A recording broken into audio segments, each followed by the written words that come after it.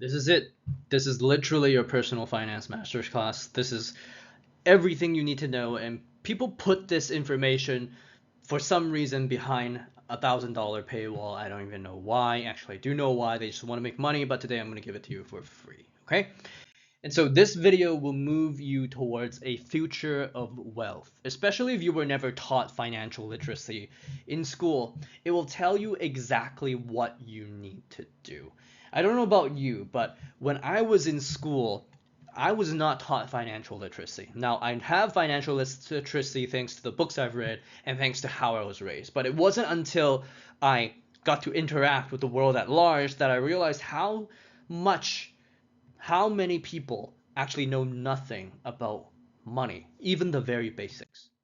And so today I'm going to give you 5 money mindsets that keep most people poor.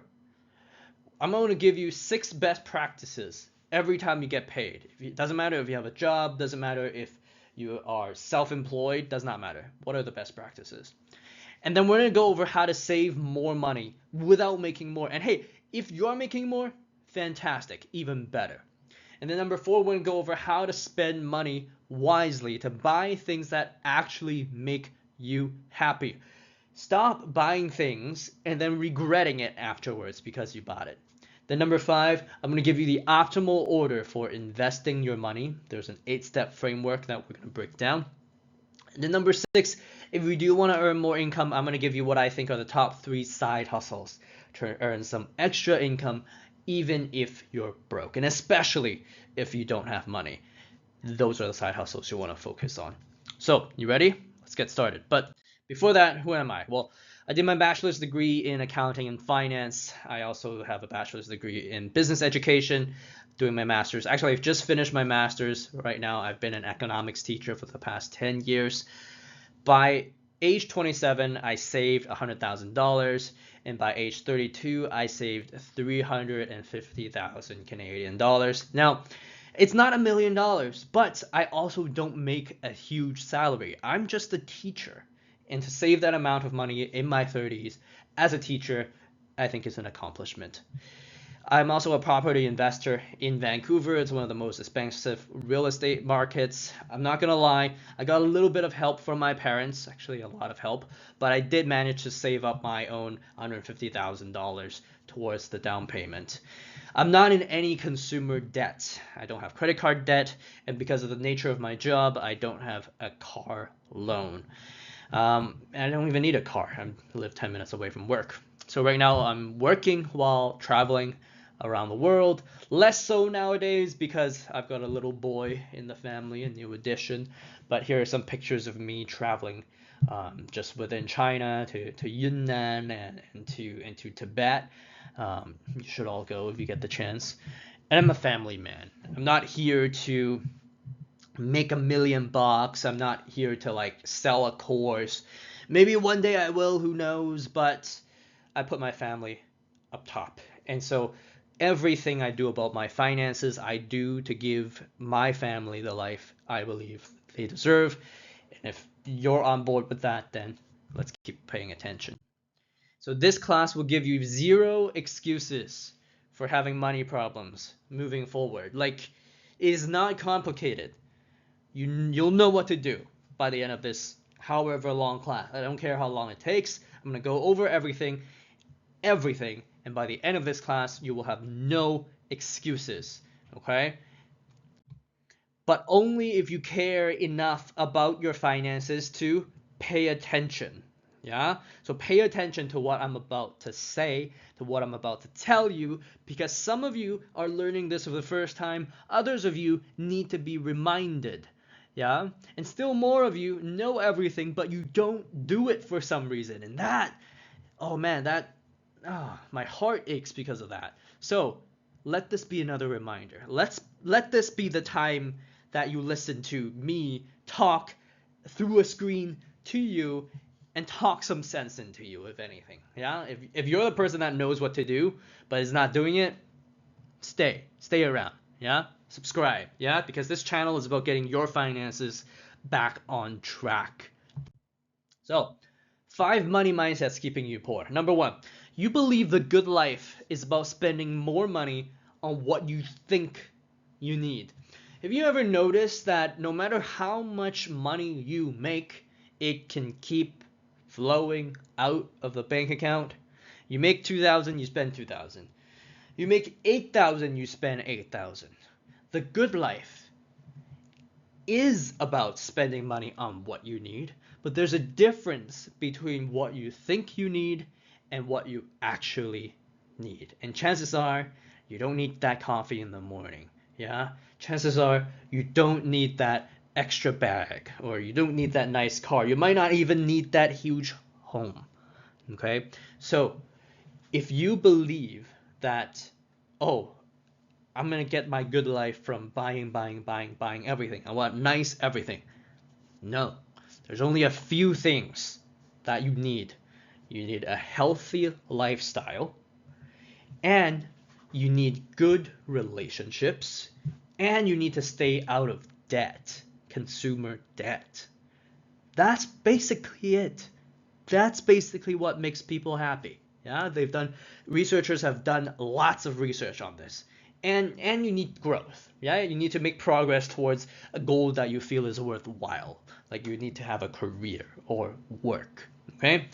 Number two, you think money is scarce and hard to come by. And I know that a lot of us did not grow up with money. Now, I was blessed to be in a family that was like right at the middle class. I wouldn't even say upper middle class, right at the middle class. But we, I didn't grow up with very little, yeah.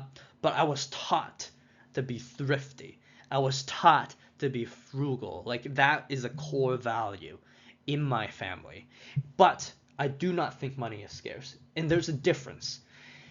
If you think money is scarce and hard to come by, it will be scarce and hard to come by. If you think money is abundant and you believe that you're able to make more, you're able to create more value, then that will happen for you too. Got it? That's different than being frugal. I can have an abundant money mindset and still be frugal because I know what I need and I know what I don't need. And I don't want to spend money on anything I don't need. Okay? Number three, you don't talk or think about your money on a regular basis, and maybe it's a taboo. Maybe you don't talk about money in your family. You don't talk about money with your friends. You don't talk about money with your spouse. Maybe you even keep your finances separate. Don't. You need to have shared money goals with your spouse. You need to be transparent and talk to your friends about, oh, how much money are you making at your job if you have similar roles, right? Because the employer has all the information, you're the one that doesn't. And so the information asymmetry is not on your side, it's on the employer's side. And so being able to have honest conversations about how much money you and your coworkers make actually creates a foundation for you to negotiate a higher salary, especially if you're at a workplace with a non-transparent salary scale. Having a shared money vision with your spouse is the best way to keep your finances together as a whole, because your spouse is your best accountability partner. Okay? And then number four, you think you're the victim of your situation and that you are powerless to change. That is not true either. You are not powerless to change. And if you think you are powerless to change, guess what? You can't change, right? You keep spending all the money you have because you never know when it's going to go away. You never know when you're going to lose it all, and so you might as well spend it today and enjoy it today. Yeah, well, that mentality is going to keep you broke. Because, you see, in order to live a different life, in order to succeed in goals that you've never succeeded at before, you have to become a different person. And if you are a different person, then you have a different set of beliefs and behaviors than the ones you have right now. And so you need to audit yourself. You need to audit yourself and ask yourself, which beliefs do you have are serving you, and which beliefs do you have are moving you away from your goals, and which beliefs translates into behaviors that are doing exactly that, moving you away from your goals or moving you towards your goals. And the moment you take accountability, yes, who you are today might be because of what happened in the past or who you were in the past, but who you are tomorrow is someone you get to decide, and you might not be able to change right away, but all you need is to take the first step, and then another one, and then another one. And then a year, 2 years later, you'll be a totally different person. It doesn't even take 10 years. And then number 5, you fear investing because you fear losing what you have, or you take on excessive risk because you don't understand investing. Most people can't even define investing. They think investing is just buying something and then hoping it goes up. But that's not what investing is. Investing is buying an asset, and an asset is something that generates cash flow over time. It puts money in your pocket. And so the reason why you would buy a stock is only because the stock, that the company representing the stock, is making more money. Yeah, more money is being made by the company, like profits are being made by the company, and those profits have a present value, and then it's a complicated calculation that we're not going to go over in this video. But the idea is that you can calculate the present value of all those future cash flows divided by the number of outstanding shares, and if that number is all significantly higher than the number that is the price of the stock, then it's a company that is undervalued and worth buying. You do not go into day trading, okay? Yeah, some people make money, but most people lose money. And if you are not the 1% of people that are an expert in stock trading, you probably won't become one, or you're probably going to lose a lot of money trying, money that you don't even have. Okay, so there's an alternative path that is actually investing, that gives you more peace of mind, that allows you to actually focus on the being that can generate the highest return on investment, which is yourself. Okay, not the stock market, not the real estate market, definitely not crypto. You. If you don't have confidence in yourself and your ability to generate an income, then don't even think about doing so in investments, because you don't have the emotional resilience to do a good job. So those are the 5 mindsets keeping you poor. All right, best practices every time you get paid. This is the budgeting guide. Okay, this is pretty much everything you need to know about budgeting. If you follow these steps, you'll be just fine. Number 1, set aside tax money. So go online, use a tax calculator, put your income in, right? Select your province or state, wherever you're in, calculate your yearly income tax, divide it by 12, and save that amount of money every single month for taxes. Yeah? You don't want to owe the government money. That sucks. Number 2, contribute towards an emergency fund. 3 to 6 months. This is what gives you peace of mind. And you can put this money in a high yield savings account. Yeah? And just leave it there. Put it, like, open an account at another bank and use that as your emergency fund, and then just stash the card away somewhere. Yeah? And you don't access that money unless there's an actual emergency. You want to make sure you have a clear criteria for what an emergency is. Like, we didn't save enough money to go on a vacation is not an emergency. Yeah? Going to Disneyland because your kids are crying about it and have been crying about it over the last year is not an emergency. Yeah? Getting the newest Mercedes is not an emergency. Okay? Not an emergency. What are emergencies? Medical emergencies. Yeah? Like, you need the money to save your life. Yeah? You get laid off. You need that money to live. Yeah? Those are emergencies. Okay? So 3 to 6 months. Save that first. Number three, once you set aside tax money and have an emergency fund, you want to pay yourself towards an asset goal. There are two ways to build assets. You buy investments, right? Stocks, index funds, real estate, or you pay off debt. Yeah? Because debt makes your net worth negative. And so if you pay off debt, you actually increase your net worth.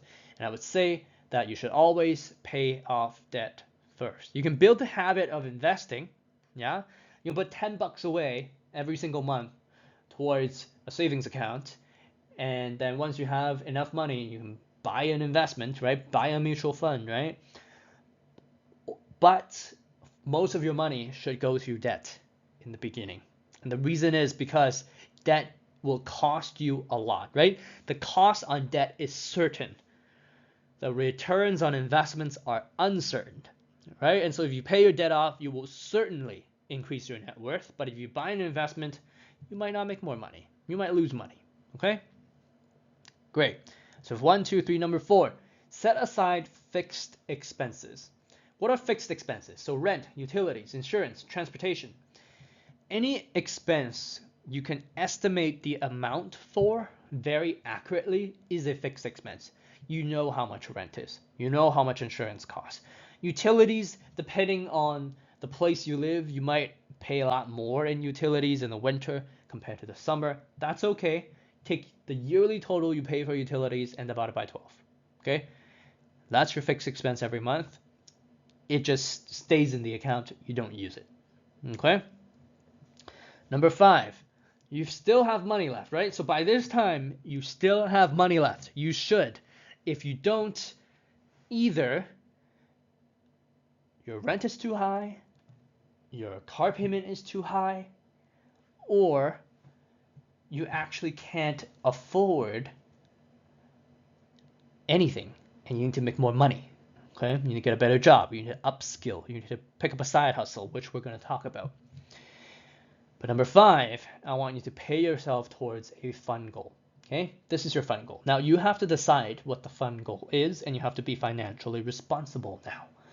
Your fun goal cannot be number 1. Your fun goal, if you don't have the money, cannot be going out to fine dining every single week. Okay? But you can set aside a fun goal. You can maybe buy a little makeup every single month. Buy a new shirt every single month. Right? Go out to a nicer restaurant maybe once a month, right? If you can afford it. Right? Or you can save up for something bigger. You keep saving, saving. At the year end, maybe you go on vacation. Right?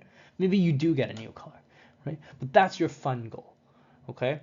And so you should not be spending more than 20% of your income. Arbitrary number, but I'm just trying to keep you responsible. Obviously, if you make a lot of money, it doesn't matter how much you spend. If you make very little money, then you shouldn't be spending any at all, right? But for most people, if you make an average income, don't spend more than 20% on a fun goal, please, okay? And then number 6, you budget out your daily spending limit. Okay? What is your maximum daily spending? Or daily maximum spending. And that's the money you have left for food, for clothing, for entertainment. Things you can't really estimate because they're not fixed. Okay? And so as long as you spend less than your daily spending limit every single day, you should automatically save money. Okay? You should money, like every month at the end, the number in your bank account goes up. This is why. Yeah? It's because you know your daily maximum spending is $60 and you actively choose to spend only $55. That's why. Okay? How to save more money without making more money. Let me give you a few ideas. Number 1, stop eating out. Stop ordering delivery. Stop drinking with friends. Okay? Drinks are the highest margin product. Drinks and appetizers actually are the highest margin product that restaurants serve. You think you're getting a deal when you go out for happy hour? No, you're not. You're buying a drink and then you're buying an appetizer. Of course, Of course, businesses and restaurants can afford to give you a deal for drinks and appetizers. They make the most money on it, okay? And so if anything, think this way, right? Don't ever go to a restaurant and let them make the hugest profit off of you. Order entrees, right? If you're gonna go, order an entree, okay? Don't drink and um, avoid getting appetizers, okay? Now, there are exceptions, right? And the exception is if there is an occasion, like you're going to a birthday or you're going to a wedding, yeah, there are drinks, and if you can afford to, you can have a drink, right? But you'll very quickly realize that if you choose not to have a drink, it doesn't hurt your relationships with people who are your actual friends. They'll respect you for your decision, and you'll still have a lot of fun. Okay? Stop ordering delivery. Delivery is expensive, right? It's literally cheaper to get in your car and drive to a restaurant and eat there than to pay $5 for delivery and like another few bucks for tips. Yeah? Unless you're like, I don't care, I'm not gonna tip. I tip $0 because I can't afford to, in which case poor delivery driver, right? But in general, eating out, ordering delivery, drinking with friends, those are really expensive things that you shouldn't do if you live in America or North America. I'm different. I live in China. So it saves me more time to eat out because the cost of a meal is like $3 American. So the time I save by eating out literally makes eating out worth it because I can make these videos. Okay? Number two, how to save more money without making more. Go exercise and take care of your health. No, I'm not saying sign up for a yoga class. No, I'm not saying get a personal trainer. I'm just saying go out for a walk. You know? Like get off the bus a stop early and walk home. And while you walk home, listen to an audiobook or something. Yeah? Or a podcast, something useful and helpful, right? Or if you're having a down day, listen to a song. Doesn't matter. Just walk home. Why? Because this will prevent unnecessary medical expenses from building up. Yeah? You don't want to one day find out that you're going to have a stroke, right? You don't want to one day find out that you're at risk of like diabetes or like anything, heartburn, anything bad, right? Like gallstones, like any of that stuff costs a lot of money, hurts like crazy, right? It's not worth your time, not worth your money, and certainly not worth your life. Okay? So go exercise. Take care of your health. If you can't walk for half an hour, walk for 15 minutes. Walk for 10 minutes. Take the stairs instead of the elevator or escalator. Yeah, it's little things like that that do build up, right? If you go to McDonald's, which I mean, you shouldn't very often go to McDonald's, but if you go to McDonald's, don't order a Coke. Yeah, just eat the burger. Yeah, it doesn't matter what stage of improvement you're at, as long as you improve and you do not stop, because compound effect is a thing. If you improve 1% a day, you'll be unrecognizable by your friends in a year. Number three, cancel subscriptions that make you buy more or entertainment. Okay, now first of all, if you have a Netflix subscription, shame on you.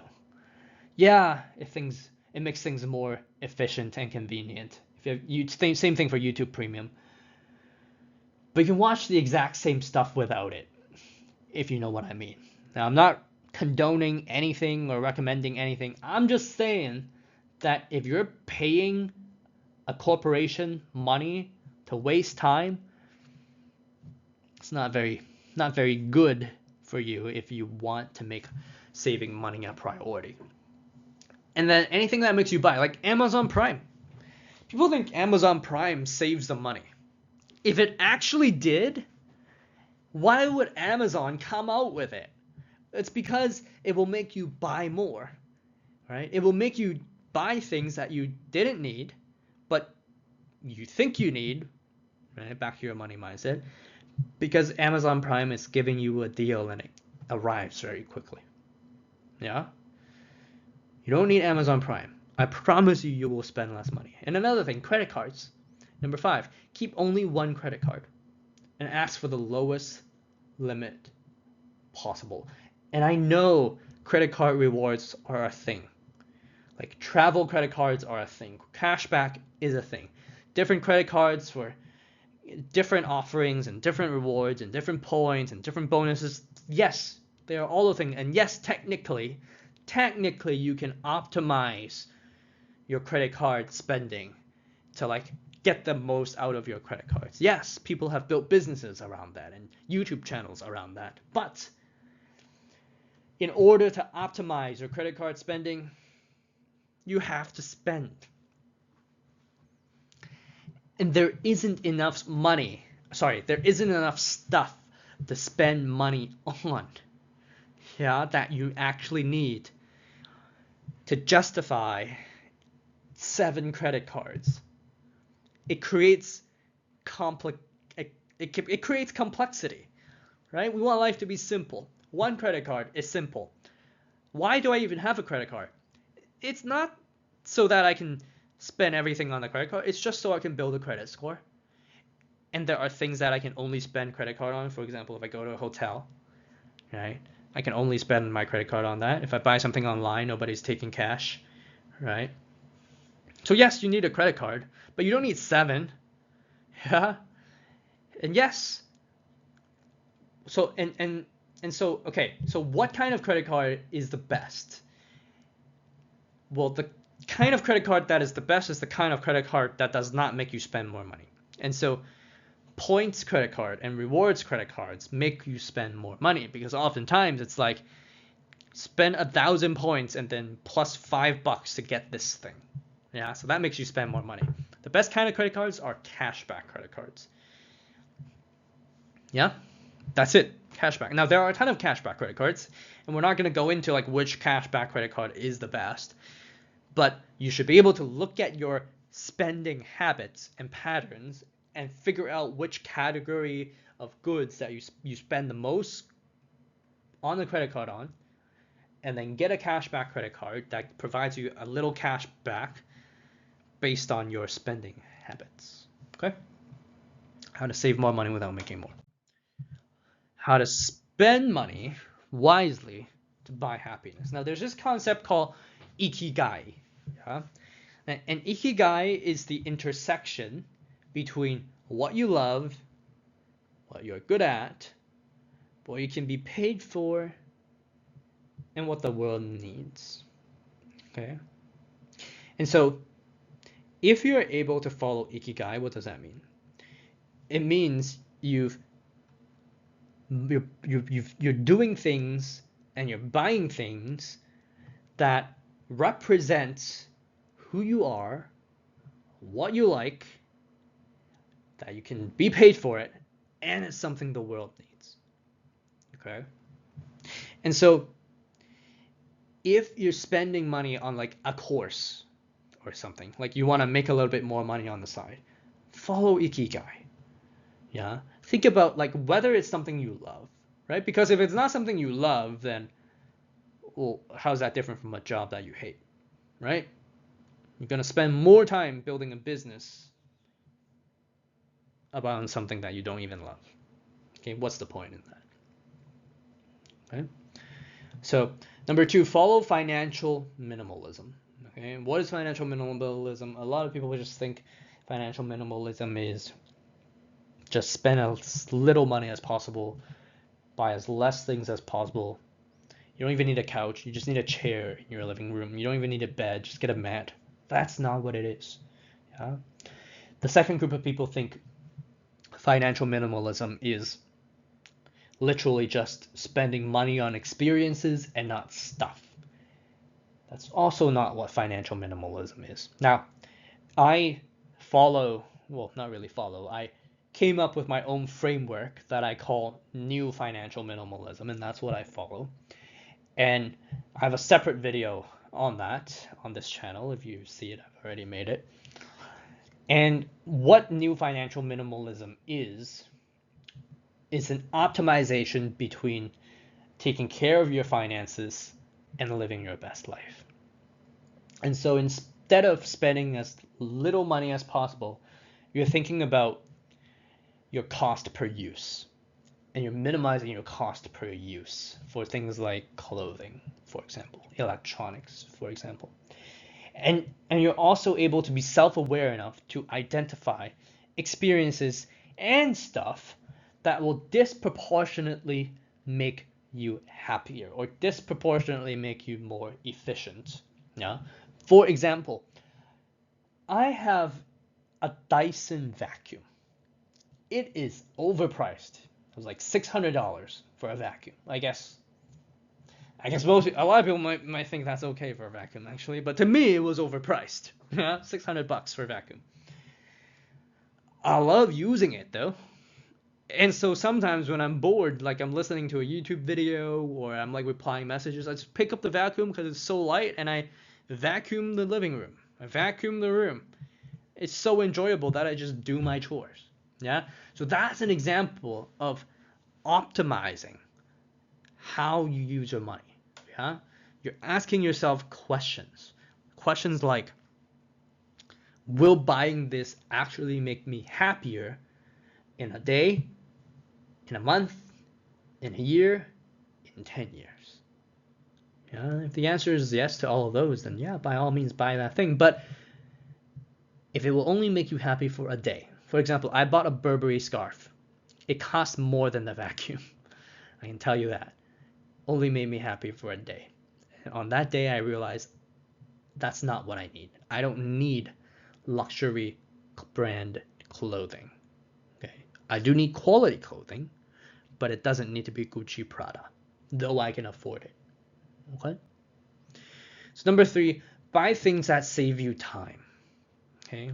For example, I have 2 monitors. Yeah. I have a dual screen. It saves me so much time. Okay. I have an iPhone. An iPhone saves me time. Yeah. Because an iPhone syncs directly with iCloud. And anything I record just goes into the iCloud. I don't have to spend my time uploading, downloading. Okay? Number 4, buy things that protect your future. Okay? Insurance protects your future, but only the right kind. Remember, insurance should only protect you against downside risk and should not be used as a tool to make money. And so, for example, if something were to happen to you today and you're no longer able to make money, are there people that you care about that would be affected? And if there are people that will be affected that you care about, then how much money do they need to survive without you having an income and take care of you? That's why you need insurance. Yeah. And so for me, I've got a family. Yeah. I got a little kid. And so if something were to happen to me, who's going to take care of the little kid? Who's going to take care of my wife? Right? And so that's why I need term life insurance. Now, why not whole life insurance? Well, the little kid's going to grow up. Right? In 20, 25 years, hopefully, if things turn out well, the kid's going to be a fully functioning adult that's able to fend for himself. Right? And so why would that kid need my life insurance money? Okay? And so that's why I get a term life insurance. Yeah? Because I no longer have the downside risk in 20 years. Okay? And it turns out term life insurance is a lot cheaper than whole life insurance. And I can use that extra money that I save towards more meaningful things. Okay? Because I'm optimizing. Number 5, buy things that improve relationships. Now,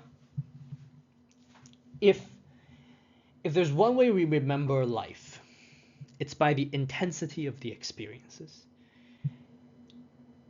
And relationships provide some of the most intense experiences and memories, good and bad. And so if we're able to buy things that actually improve our relationships, yeah, then we're actually able to live a happier life. Now, there's a caveat here. The caveat is the relationships that you have with, whether it's your spouse or your parents, your friends, they have to be wise with their money too. And so if you have a wife that requires you to buy them a gift every single month, and I'm only saying this because I know that it happens. Every single month, buy me a new bag, buy me a new dress. Yeah. If that is an expectation that your spouse has, or your husband, right? It works both ways. Then I don't think that that person is on the same page as you who are watching this video on personal finance. Because obviously, it did not make the relationship better. Buying that thing for that person, whoever that person is, made them happy and you miserable and broke. And so your relationships didn't actually improve because relationships require two people. Okay? Think about it. The next time you're like, oh, should I buy this? Should we buy this? Well, think about it. Does it actually make two people closer together and happier? Yeah? Are you happy spending the money? Right? And is she happy receiving the gift, or is he happy receiving the gift? Right? Both has to be true. And no, you cannot be happy spending the money and then regret it secretly afterwards. Okay, that's not a sign of happiness. All right, here's the gold. Here's the stuff that people pay a ton of money for some reason. This is the optimal order for investing your money. And obviously this comes after budgeting, okay? And so obviously number 1 and number 2, we talked about it, is going to be debt and your emergency fund. Now, when you're paying off debt, there's a difference, right? Are you going to pay the lowest amount first, or are you going to pay the highest interest rate first? Technically, paying off the highest interest rate debt first will save you more money. Yeah, but paying the lowest amount of debt off first will give you peace of mind because it's one less thing to worry about. And so if you're disciplined and you're like not emotional at all, you're a logical thinker, pay off the highest interest rate debt first. That makes the most sense. But hey, if you're in consumer debt, like you have credit card debt, you're probably not that disciplined. And so if that is you, then pay off the lowest amount first. Okay? Pay off one credit card, close the credit card, pay off another credit card, close that credit card, repeat, repeat, repeat. Okay? Number 2, emergency fund. Where should you put that money? You can invest it in T-bills, treasury bills. You can put it in guaranteed income certificates. So those are like principal protected savings vehicles. You can put it in high yield savings accounts and just talk to your bank or Google it up, and you'll find plenty of resources on how to do this. Okay, so here's the meat of the video, or actually the meat of this section. Number 3, where should you save your money? Well, a 401k or a 403 or 457 plan. Yeah. Depending on whether you're self-employed and have your own business, or you're working at a job, or you're working for a government nonprofit, you should know what these are. Or if you're Canadian, we call it RRSP. Now, this is only number 3 if your employer matches. And so let me explain what this is first. And so this is you taking your pre-tax money and putting it in an account and then investing with the money that you put in. And then if there's employer match, then employers may match a certain amount. And so you're getting free money to invest. And you're able to invest tax-free until you retire when you're 65. And you don't have to pay tax on the money until you take it out when you're 65. And so the reason why this is number 3 is because your employers are matching. So some employers match like 50%. Right? And so if you put $1,000 in, your employer puts $500 in. Free money. Yeah, why not? Yes, you have to wait like 30, 40 years, but it's still free money. Okay?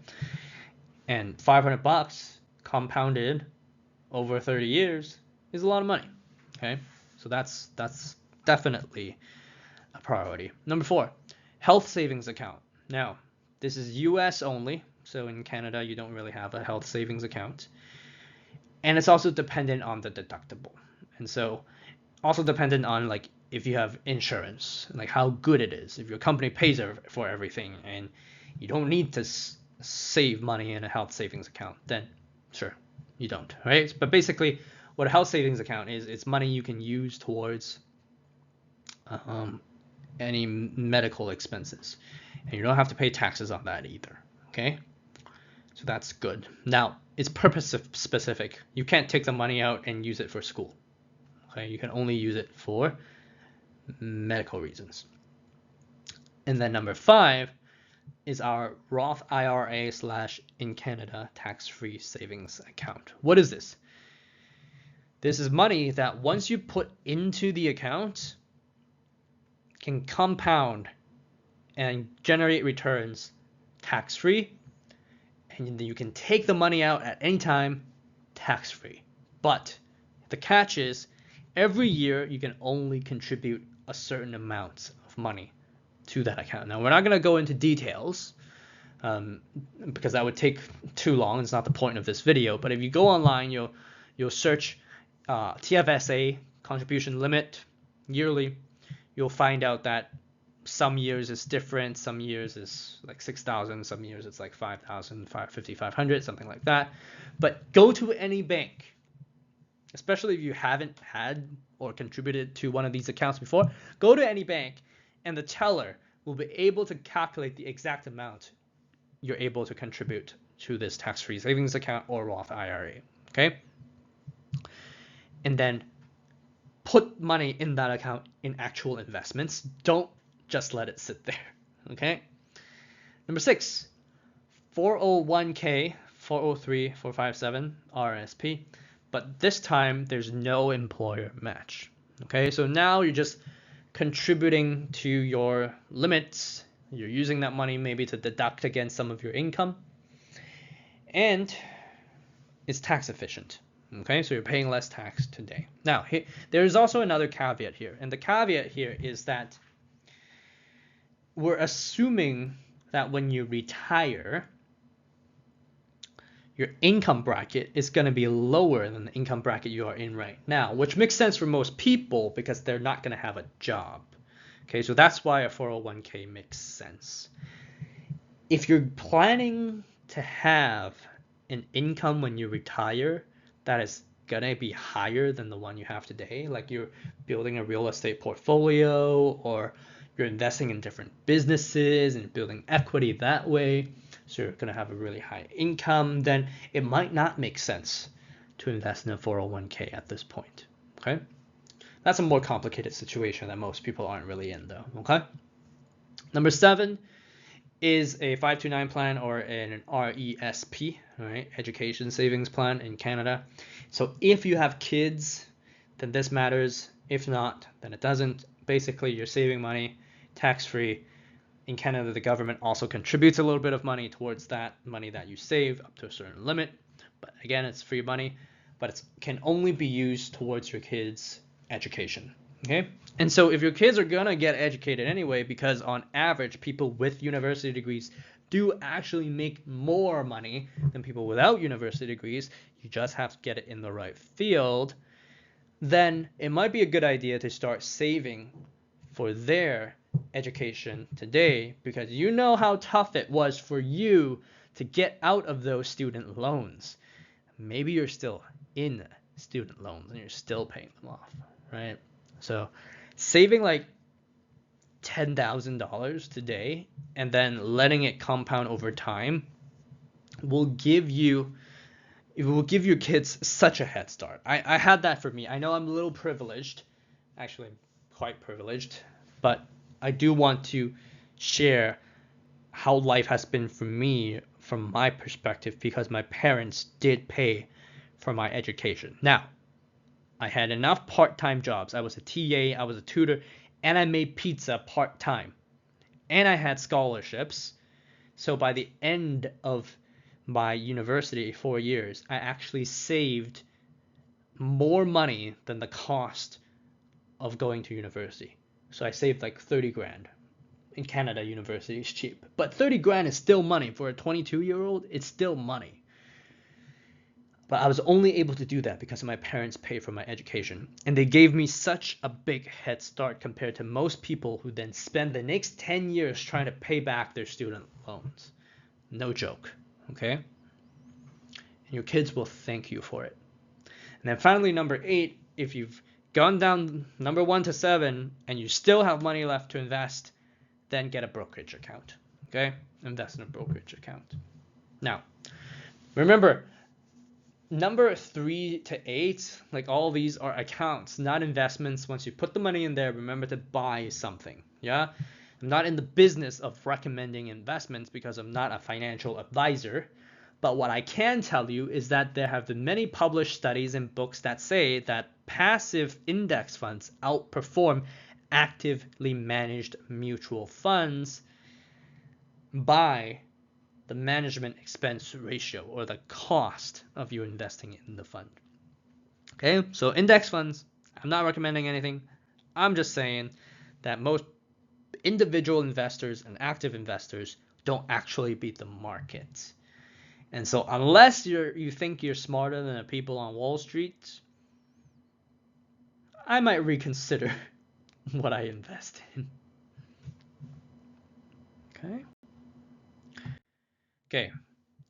And this is exactly what I'm talking about. Okay. Approximately 1 to 20% of day traders actually profit from their endeavors. Exceptionally few day traders ever generate returns that are even close to worthwhile. That means 80 to 99% of them fail.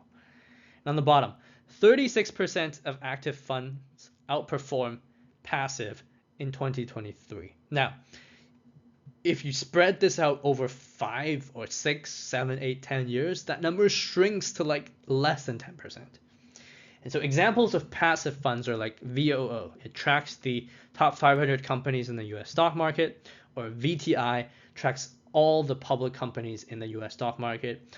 In Canada, we have one called VFX, which is Canadian denominated, and so you're not exposed, for example, to currency risk, or less exposed to currency risk.